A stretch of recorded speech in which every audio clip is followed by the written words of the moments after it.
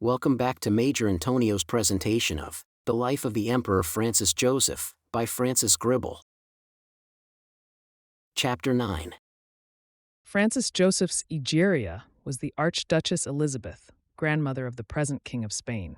It has been written that she set her cap at him, but she was a widow, and it was held that a widow was no proper bride for a Habsburg emperor. So she became his Egeria and a source of discord. The empress could not get on with her, nor could the empress get on with her mother-in-law. The Archduchess Sophia was jealous to see this chit of a child winning the affection of the very people by whom she had herself been hooted in the streets of Vienna. Jealous, too, because the child's influence over the emperor promised to be greater, as it was indubitably more salutary than her own. Moreover, she was a woman with many old-fashioned prejudices, and she disapproved of Elizabeth, pretty much in the way in which Victorian mothers disapproved of revolting daughters, and for somewhat the same reasons. She saw this chit of a child, abominably brought up, as it seemed to her, in free and easy Bavaria, not only chafing under the fetters of immemorial etiquette, but actually tossing those fetters off with gestures of defiance. War between them was inevitable. War not the less deadly because it was not openly declared, but was waged by means of shuns and slights. Naturally, too, while the common people were in favor of the empress, the courtiers of the old school sided with the archduchess. Let us cite a few of the details. Just as Marie Antoinette had once scandalized the French court by riding a donkey, so Elizabeth scandalized the Austrian court by calling for beer, the excellent beer of Munich, and, according to some chroniclers, also for sausages at the imperial luncheon table. She scandalized it a second time by refusing to throw her shoes away after she had worn them once, a third time by going shopping on foot, attended only by a single lady-in-waiting, a fourth time by taking off her gloves at a banquet at which etiquette prescribed that gloves should be worn, and laughing at the regulation when her attention was called to it. The anecdotes, thus summarized, seem trivial, but they have an inner significance as a record of an embittered conflict on that eternal theme. Which are the things that matter? For the Archduchess Sophia, the things that mattered were those rites and ceremonies which distinguished Habsburgs from inferior members of the human family. Whatever were the things that mattered to Elizabeth, and she might have found it difficult to say what they were, they certainly were not these things. So that her case, which, at the beginning, recalled the story of Cinderella, comes also to remind us, after the lapse of a little time, of the story of that village maiden who was wooed and married by the Lord of Burleigh. And one thinks of the lines which tell us how her gentle mind was such that she grew a noble lady, and the people loved her much. But a trouble weighed upon her, and perplexed her, night and morn, with the burthen of an honor unto which she was not born. Faint she grew, and ever fainter, and she murmured, "Oh, that he were once more that landscape painter, who did win my heart from me!" So she drooped and drooped before him, fading slowly from his side. 3 fair children first she bore him. Then, before her time, she died.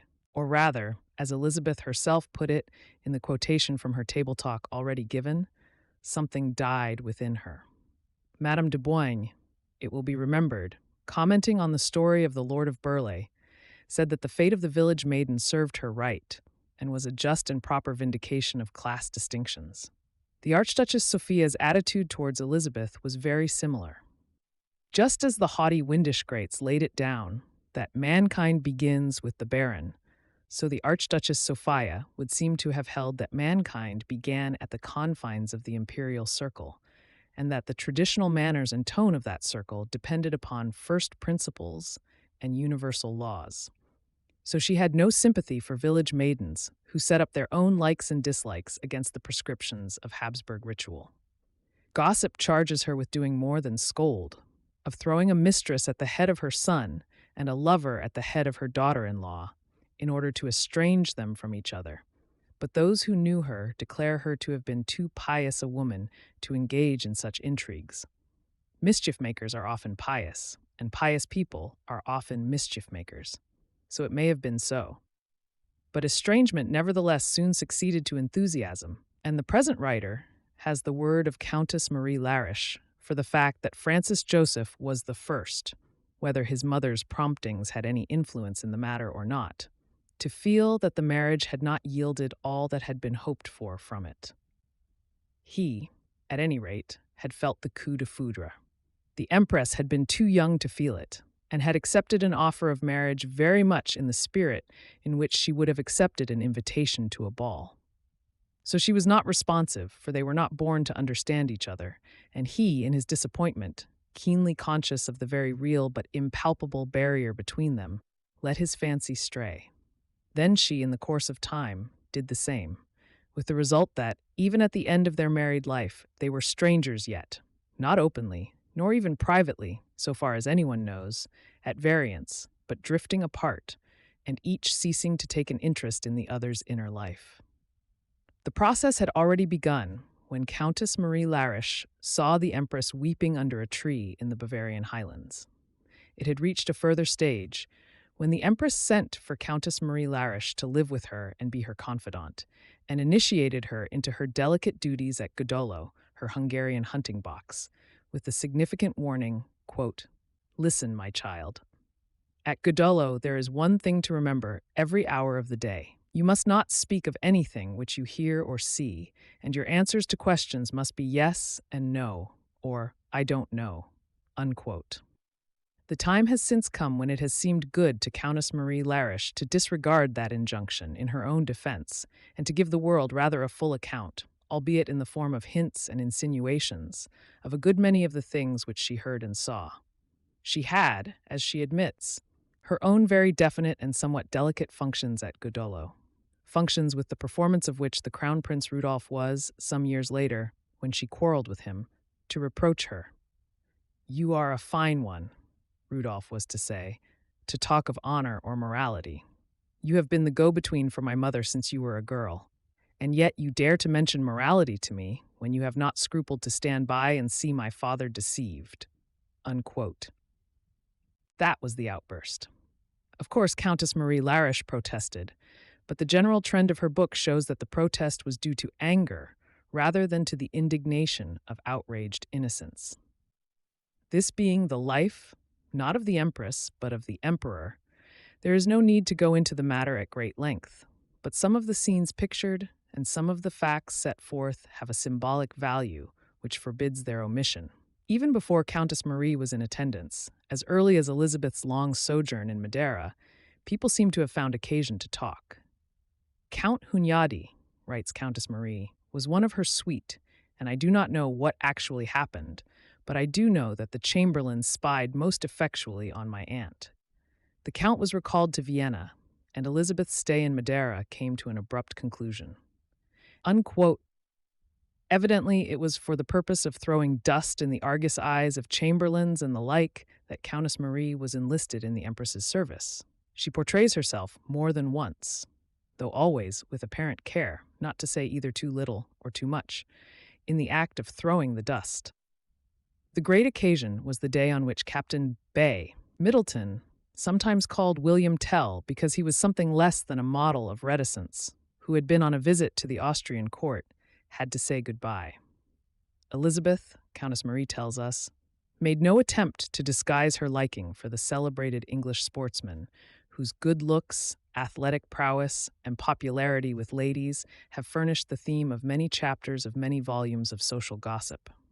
At all events, the Empress's eyes were swollen with weeping on the day of Captain Middleton's departure, and the Emperor came to pay a most inopportune visit to her apartments at the time when the adieux were being said. Elizabeth appealed to Countess Marie to find an excuse to keep him out, and Countess Marie's powers of invention did not fail her. Quote, "I ran forward. 'Who is there?' I asked. 'The Emperor,' replied a voice. 'Can I come in?'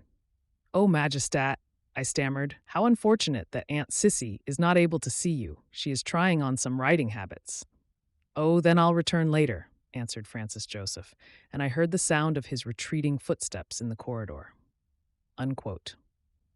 Whereupon Countess Marie was congratulated by the Empress on unusual tact, and we encounter a few pages further on the following significant paragraph. "The Emperor's rooms were far away from Aunt Sisi's, and her doors were always guarded by soldiers. Francis Joseph, who who was very much in love with his wife, was often kept at a distance when Elizabeth's love of solitude obsessed her, and then she was never seen by anyone except the members of her immediate entourage." Unquote. Another passage of a different kind of significance is that in which Countess Marie tells us how she herself received a proposal of marriage from Count Nicholas Esterhazy and informed the Empress, and subsequently was visited by the Empress in her bedroom at the dead of night. Quote, "Elizabeth was all in white, her hair was wrapped about her like a heavy mantle, and her eyes shone like a panther's. In fact, she seemed so strange that I was quite frightened and waited, trembling, for her to speak." "Are you awake, Marie?" "Yes, Aunt Sisi." "Well, sit up and listen to what I have to say." I sat up obediently, and she continued in cold, decisive tones. "It is my duty to tell you that Count Esterhazy has a liaison with a married woman who loves him. After hearing this, will you accept his proposal?"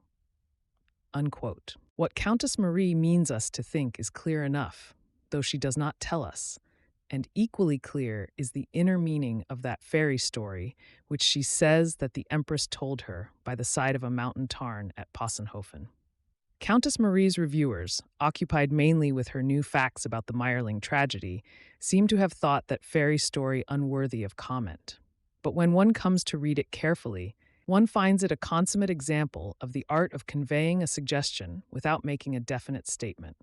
Observe, it is Elizabeth who is represented as speaking. Once there was an unhappy young queen who had married a king who ruled over 2 countries. They had one son, but they wanted another to succeed to the other kingdom, which was a lovely land of mountains and forests, where the people were romantic and high-spirited. No child came, and the young queen used to wander alone in the woods and sit by just such another lake. One day she suddenly saw the still surface move, the lilies parted, and then a handsome man appeared, who swam towards her and presently stood by her side. Unquote. And now let us see how the dots drop by themselves onto the eyes. Austro-Hungary is known to all of us as the dual monarchy, and Hungary, or a portion of it, is justly described as a lovely land of mountains and forests. Elizabeth bore only one son, the Crown Prince Rudolph. The date of Prince Rudolph's birth was 1858, and, for a period of 10 years, Elizabeth had no other child. Those indications given, we return to our fairy story.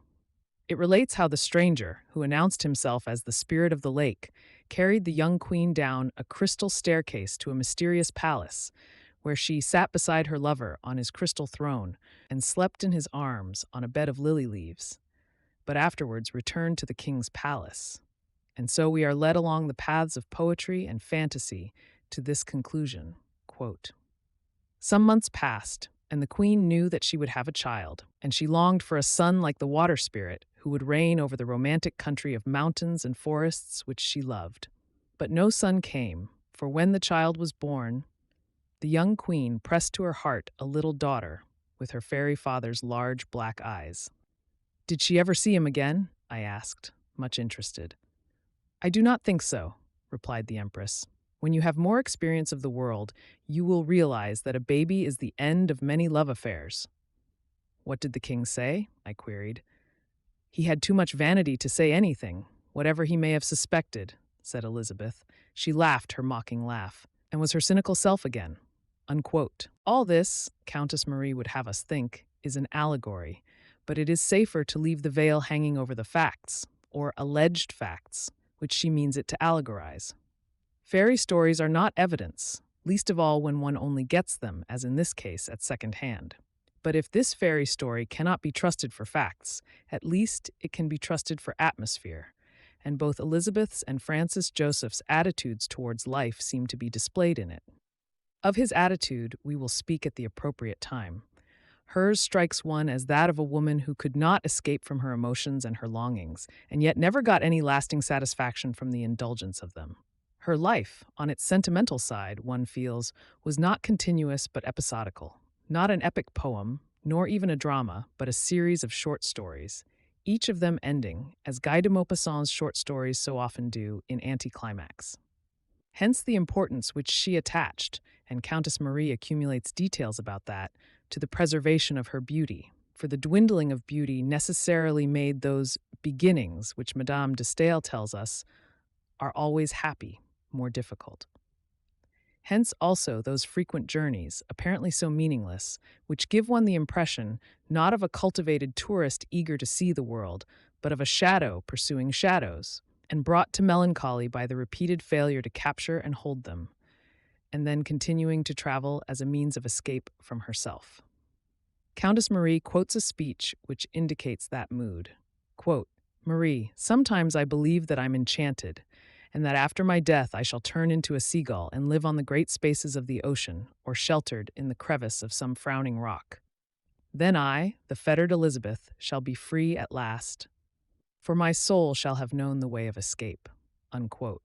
Hence, again, the superstition which led her to consult fortune-tellers and look for omens in glasses of water. Hence, finally, that cynicism already remarked, and further exemplified in another speech which Countess Marie reports. "What I do not mind doing, nobody else need cavil at," she often said. "Love is no sin," she would remark. "God created love, and morality is entirely a question for oneself. So long as you do not hurt anyone else through love, no one ought to presume to judge you." Unquote. There shall be no attempt to judge her here. The attempt is only to portray. A good deal would have to be added to make the portrait complete, not merely those details of the toilette which Countess Marie gives in such abundance. Not merely particulars of the daring horsewoman's delight in the tricks of the haute école, a delight so intense that Elizabeth once followed the circus rider Elisa to Paris and brought her back to Austria, paying the forfeit on her broken engagement, but facts which show her compassion with the sufferings of humanity. Sustained philanthropic endeavor was not, indeed, much in her way. But she was easily stirred to those élans of sympathy which are far more effective than systematic philanthropy in winning the hearts of the humble. When she visited the hospitals after Sadowa, the wounded blessed her on their deathbeds. Still, these facts, though necessary to completeness, are not of the essence of the portrait. The essence of the picture lies in Elizabeth's unavailing pursuit of happiness and her unavailing flight from herself, on horseback as long as her health let her ride, and always with a volume of Heine's poems in her pocket. It was not perhaps a very sane proceeding, but she came, as we know, of a family which was not very sane. One of her sisters, the Duchesse d'Alençon, was for some time under observation in a private asylum at Gratz, known as Le Rendezvous des Princes, on account of the number of its royal inmates, and the sister whom Francis Joseph jilted in order to marry her became, as Princess of Thurn and Taxis, a victim of religious mania. Her own eccentricities must not be estimated without reference to these facts. Estimate them as we may, however, one thing is certain. Between Elizabeth, with her fancies and vague cravings for she knew not exactly what, and Francis Joseph, with his direct, straightforward, soldierly outlook on life, no enduring bond of sympathy was possible. Fate forbade it, and ordained that they should drift apart, and fate had its way with its playthings. How Francis Joseph's fancy strayed, and how Elizabeth, instead of opposing its divagations, encouraged them, we shall see in the course of a few pages. Chapter 10. Of the many lives of the Empress Elisabeth, the most widely circulated has been the one entitled The Martyrdom of an Empress, a work which purports to give an authoritative, inside view of the Habsburg court. Even Monsieur Jacques Lafay, the author of the very latest of the lives, appears to have accepted it as a source of trustworthy information. The writer, who is known in America as a journalist, and implies that she was on terms of intimacy with the Empress, has doubtless raked together a good deal of floating Viennese gossip, but she nevertheless makes, on nearly every page, statements which it is hard to believe that she would have made if she had ever conversed with Elizabeth, or even been in the same room with her. A copy of The Martyrdom of an Empress, annotated in pencil by a lady once attached to the Austrian court, is now lying on the writer's table. To read this book, runs the first note, is a martyrdom for one who knows, and corrections of points of detail follow quickly. Corrections, in many cases, of statements of little importance in themselves, but nonetheless completely destructive of the claim of the writer corrected to have studied the life of the Hofburg, or even of Godolo, from within. The Empress's eyes, according to the author of The Martyrdom of an Empress, were glorious dark blue orbs, or in another passage, luminous sapphire-hued. Her eyes were actually brown. The empress, according to the same authority, stamped her little foot. She actually had large feet, as became an energetic pedestrian, and is reputed to have been very jealous of the tiny feet of that rival beauty, the Empress Eugenie. Bismarck's reptile press at one time derided her for the size of her feet, and so forth. A few further passages of text, with the annotator's gloss appended to each of them, will most effectually show the claim to inside knowledge evaporating under the incisive examination of one whose knowledge was really acquired inside. Author. The Duke in Bavaria was by no means a wealthy man, and all his disposable means were lavished upon the education of his older daughters. Commentator. There was only one older daughter, Helen, Princess of Thurn and Taxis. Author. She hunted and shot with her brothers. Commentator. The Empress never took a gun in her hand, never touched one. Author. All her love became centered upon little Archduchess Gisela, who had made her appearance in the world in 1856. Commentator. She never looked at the baby, and Archduchess Sophia took care of it. Author. A very unpalatable adventure of which her husband was the hero broke the last restraint upon her indignation, and, without informing anybody of her intentions, she hurriedly left the imperial palace of Vienna for Trieste and set sail for the Ionian Islands on board her yacht, fully resolved never to allow her husband to approach her or to speak to her again. Commentator. She had no yacht of her own at that time and traveled with the consent of the emperor. Her brother accompanied her to Trieste.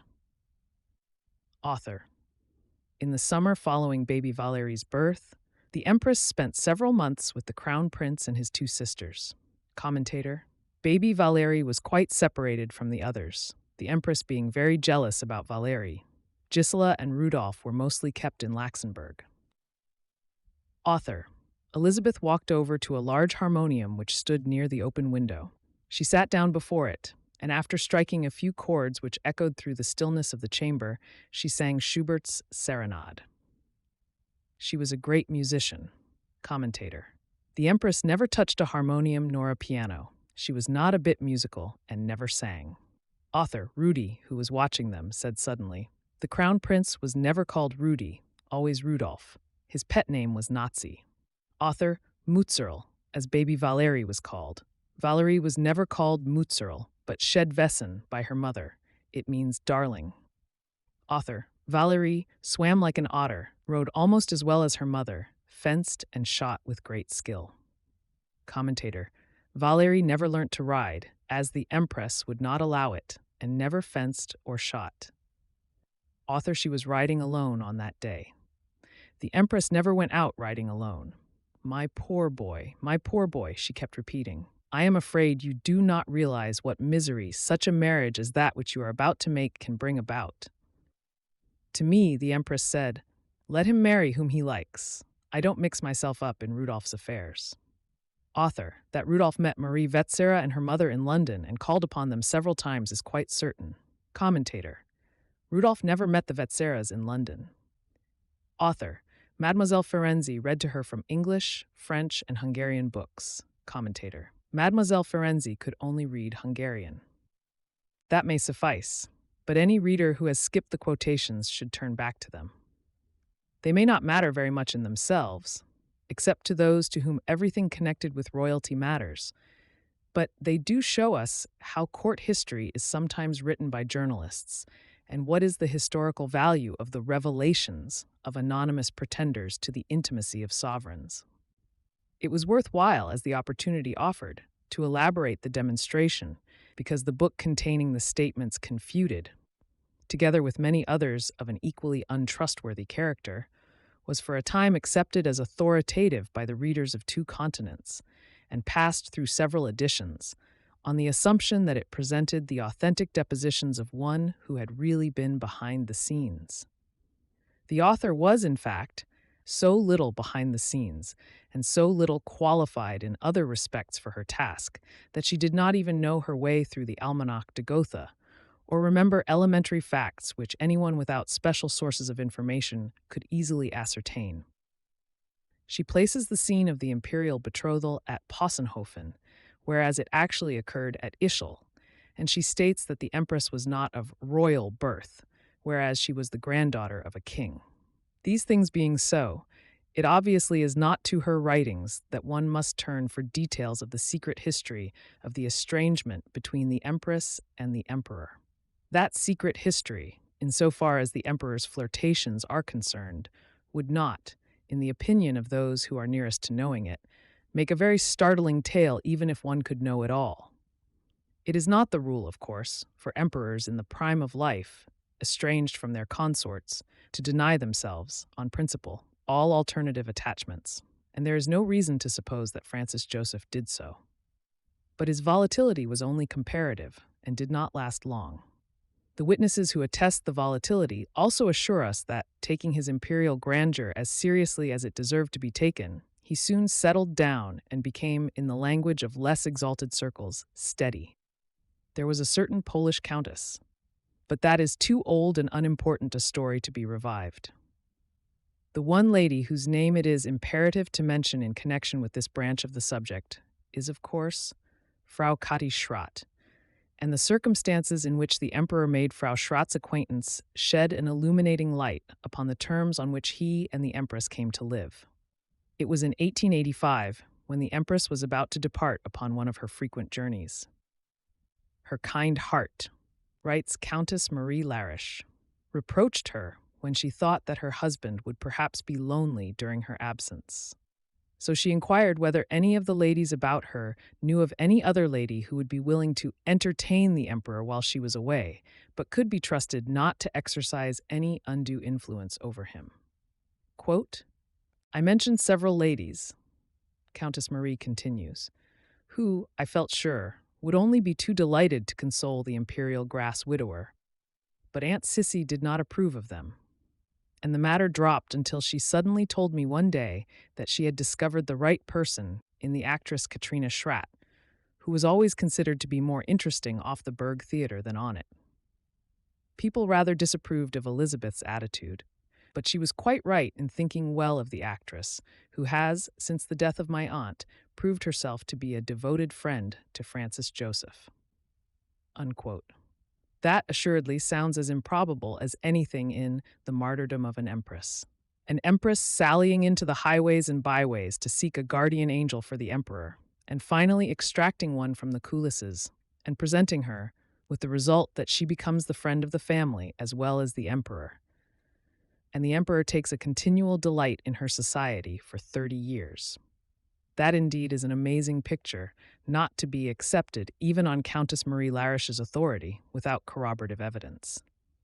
But the story seems nevertheless to be literally true. The corroborative testimony is available and shall be produced.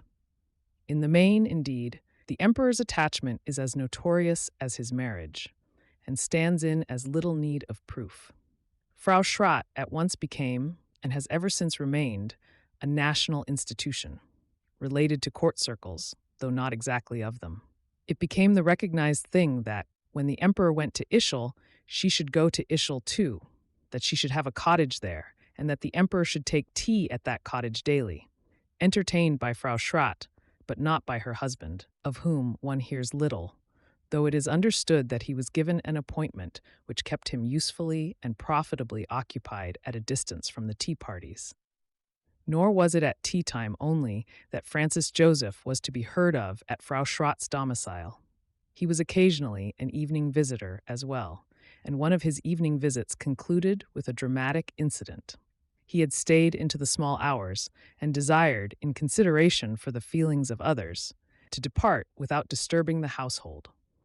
Being unaccustomed, however, to stealthy movements, he stumbled over the furniture and disturbed the cook, who, suspecting that a burglar had intruded, came courageously downstairs, attired in her nightgown and carrying a bedroom candle.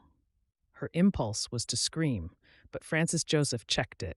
"Don't you see that I'm the emperor, you silly woman?" he said in a stage whisper, whereupon the cook, profoundly loyal, but not knowing exactly what course of conduct a manual of etiquette would prescribe in the situation, fell on her knees at her sovereign's feet and began to sing at the top of her voice. Gott erhalte Franz den Kaiser! Such was life in the early days of this interesting relationship, which settled down as the years passed into a very peaceable and comfortable domestic alliance. That there have never been any unfavorable comments is more, of course, than can truthfully be said. Rebellious members of the House of Habsburg, anxious to go their own amorous ways without reference to the Habsburg rules, have sometimes felt that the state of the affections of the head of the house gave them a handle, and have sometimes pulled that handle. If the emperor flaunted his attachment to Frau Schratt, why should not the Archduke Leopold permit himself to love Fräulein Adamovix, and the Archduke John permit himself to love Fräulein Stubel, these ladies, at any rate, not being married women? So they have argued, and the former Archduke once, on a very dramatic occasion, brought the vials of the emperor's wrath down upon his head by calling him Herr Schratt to his face. But Francis Joseph, being a strong man and a loyal friend, was not to be moved by such affronts or turned from the path which he chose to pursue by the fear of scandal, and presently there was a battle royal on the subject in the House of Habsburg. The emperor's daughters, the Archduchesses Valerie and Gisela, expressed themselves as scandalized and shocked, and conceived it to be their duty to wean their aged father, who was now more than 70 years of age, from the society which gave him so much pleasure. They so far succeeded that Frau Schratt left Ischl in a hurry for Brussels, and a wag braved the perils of lèse majesté by inserting in the agony column of the Neue Freie Presse an advertisement in conspicuous type, running, "Kathi, come back to your sorrowing France." And she came back, albeit by a circuitous route, honorably attended and in triumph. The first hint that she was about to do so appeared as exclusive information in the Paris Le Siècle. Quote, "Everyone in Austria knows of the affectionate relations which bind Frau Schratt, formerly of the Burg Theatre, to the Imperial family. Some time ago, Vienna learned with surprise that she was about to retire and make a journey from Bavaria that would end in Rome. The journals soon after announced that she had come back from Rome and that the Pope had given her a lasting benediction. Now it appears, though the affair is not yet wholly unveiled, that the Pope not only vouchsafed to Frau Schratt, who was accompanied by the Comtesse de Trani, sister of the late Empress, a paternal reception, but even yielded to pressing instances, supported by diplomatic action, in granting her prayer to declare the nullity of her marriage with Baron Kisch, by whom she has a son." Unquote.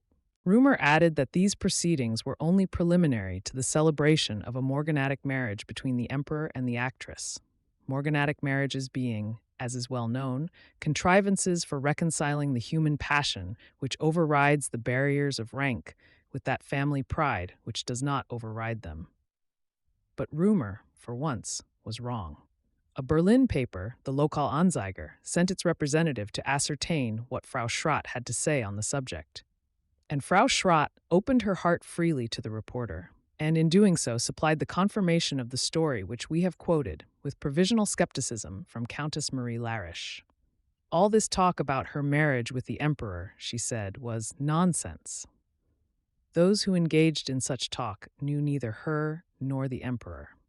And then came the allusion, for which we have been looking, to the part played in the matter by the Empress.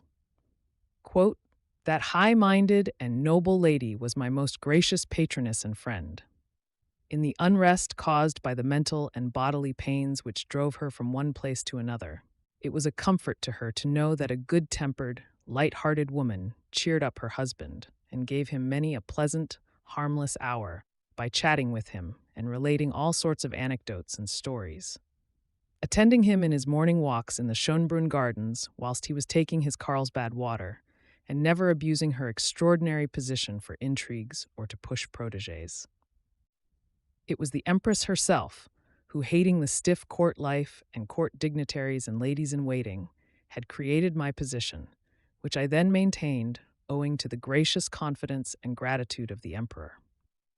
Every spring I was the first to bring the late Empress, wherever she was staying, the first violets, and I always spent a few days with her. An Empress, however magnanimous and high-minded she may be, remains in certain questions above everything a woman. And is it, therefore, really possible to believe that the Empress would have honored me with her grace and confidence in such an extraordinary way, if even the possibility had existed in her thoughts that, After her death, I might marry the emperor, unquote. It is really a remarkable interview. One is not, of course, entitled to say that the whole of Madame Kadischrat's soul is revealed in it. One may take the liberty of doubting whether her respect for the memory of her friend, the Empress, was the sole reason why the proposed morganatic marriage was not concluded. There must also have been representations from many quarters, from the emperor's ministers as well as from his daughters, that while such a marriage would cause a public and family scandal, it would hardly, in the circumstances, add anything appreciable to the happiness and privileges of either party. On that point, one is certainly entitled to prefer one's own judgment to the lady's account of the self-denying ordinance. But Frau Schrott's tacit assumption that the society of frivolous actresses is, of all kinds of society, the most agreeable to men, is a very delightful trait, and though not a universal truth, does appear to have been supported by the facts of the particular case she was discussing. The assumption, too, that she was, naturally and necessarily, a good deal more to the emperor than the emperor could ever hope to be to her, is a pleasing example of the proper pride of the ladies who achieve distinction on the stage, and leave it because they are even more admirable off the stage than on it. On the episode of the divorce, and perhaps even on the whole story, a stern, unbending moralist might have something to say. Such a one might even contend that the Pope himself does not come out of the story very well. But then popes have almost invariably, throughout the course of history, proceeded on the assumption that the ordinary rules of morality may properly be waived in favor of Catholic potentates. And a distinguished French moralist has laid down the rule that a liaison may acquire the dignity of marriage if it lasts long enough. And this particular alliance has certainly endured for an extraordinary length of time. It still endures at the time at which these lines are written. And when one contemplates it, one finds oneself thinking, not of frivolous gallantries or passionate romances, but of domestic idylls, such as those of Darby and Joan, Philemon and Baucis, and John Anderson, my Joe. One does not know, of course, whether Frau Kadischrat ever, at any of her tête-à-tête tea parties, sings the emperor the sentimental ballads which consecrate those legends, but there is no reason why she should not, unless it be that she does not know them, and there are many reasons why she should. An unruffled fidelity extending over a period of nearly 30 years and lasting until extreme old age has surely earned both him and her a full title to the enjoyment of the emotions which they express. This concludes today's reading of the life of the Emperor Francis Joseph, by Francis Gribble. Join us also the day after tomorrow for the subsequent part. Subscribe to Major Intonio's channel. Thank you for listening, and so long.